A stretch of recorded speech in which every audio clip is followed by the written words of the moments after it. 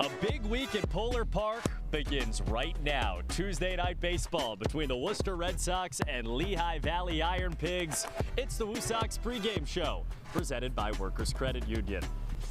Welcome outside, everybody. Cooper Boardman along with Jim Kane.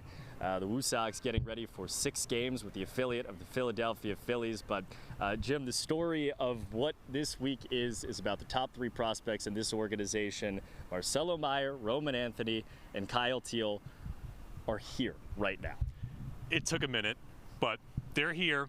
And what's that song by country superstar Zach Bryan, 28, where there's a line that says, "How lucky are we? It's been a heck of a week." The week hasn't even started yet, but how lucky are we? Because we not only have them, we've got Tristan Casas still here, Vaughn Grissom is here with this team, but obviously the headline are those 3. And they have put up some terrific numbers at AA this season. And I don't know about you, but I will speak for myself here when I say that I am beyond excited to see the AAA debuts of all 3 of these guys. You know, there are organizations that have 3 top 100 prospects at a given level or something like that. That's one thing. It's a whole other deal to have 3 guys promoted at the exact same moment, at the exact same time, coming together as they are here today at Polar Park. And, well, earlier today, for the first time at the AAA level and for the first time in the state of Massachusetts, they met the media.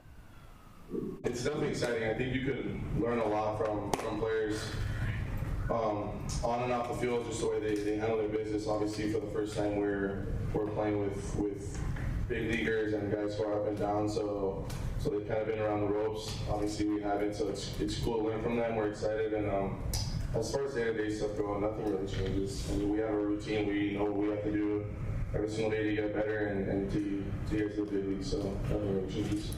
Being around a lot of older guys, I think I've done a pretty good job of kind of leaning on some older guys who have been in my situation before, and you know, just really learning a lot from those guys and the guys around me who have knowledge, and guys in this clubhouse now at big league time. I think it's huge to really lean on those guys and learn from them. I think, you know, doing things like that kind of helps slow the game down. But I think for the 3 of us, we don't really think about age. We just go out and we're playing the same game, whether that be AA, AAA, whatever it is. I just think we have a good time playing the game together. Like little things, you know, like I'll go up to Roman and Marcelo for a game, and I'm gonna have more fun than you did. Little things like that, you know, it's just, and like Roman said, you know, it's not just us 3. It's like just the culture of this organization is amazing. So. And there it is, for introduction for Marcelo Meyer, Kyle Teel, and Roman Anthony at the AAA level.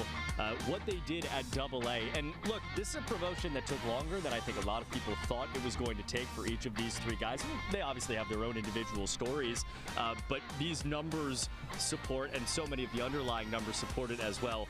Not only are they getting promoted right now, they are ready to be here. I think at the end of the day, the takeaway for me, Cooper, is that the Red Sox value their development at the AA level clearly. That's not to say anything about AAA, but I think the most important thing is that they didn't want to skip any steps, because these are the top 3 prospects in the system.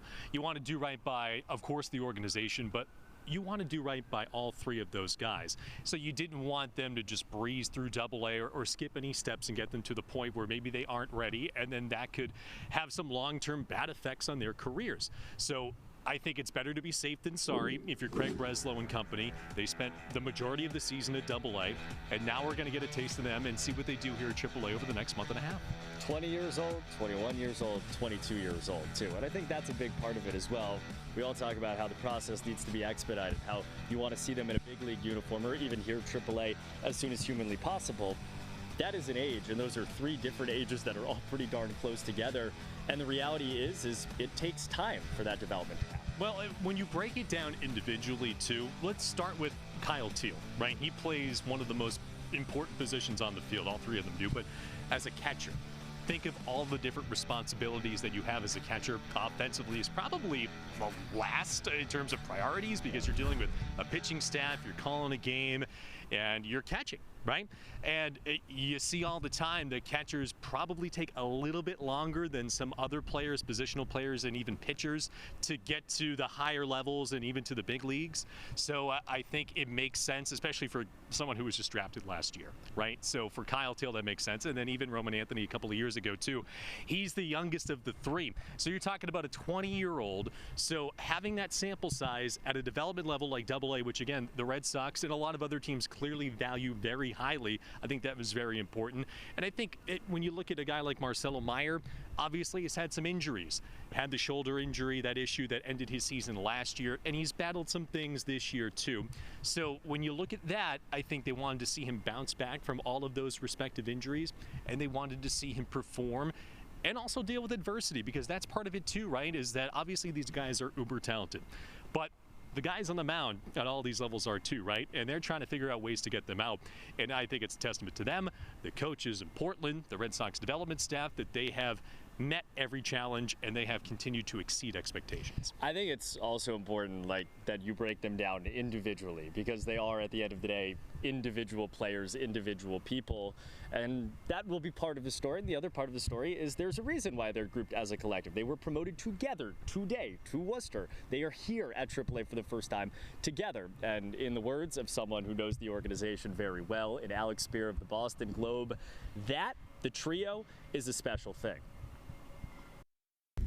They're kind of being asked to create their own kind of culture through the minors. It is not an accident the way that the Red Sox have kind of entwined their development, the way that they've had them doing a lot of work behind the scenes together, the way that they've allowed them to push each other to increasingly become each other's own batting coaches. They're extensions of themselves, right? Like, this is one of the really interesting things about player development. We treat it so often as being individual. It's not always individual. When you think about the way that Mookie Betts and Xander Bogaerts, who were born 4 days apart, and then Jackie Bradley Jr., who was Mookie Betts' roommate in their first instructional league camp after they were drafted in 2011. Like, those guys were able to play critical parts in helping each other get through their periods of struggle to become the best versions of themselves. And I think that when you have players who know each other really, really well through what they've been through in the minor leagues, and then are able to continue supporting each other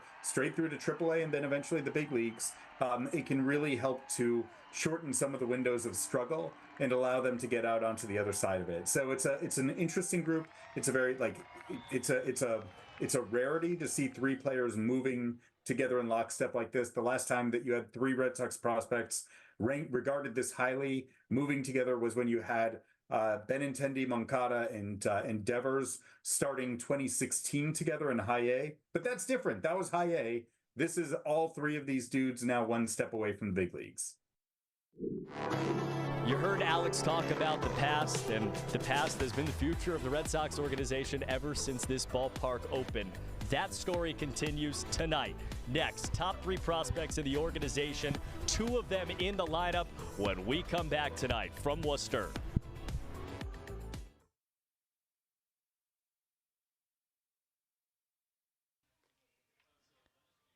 The WooSox pregame show on NESN is presented by Workers Credit Union.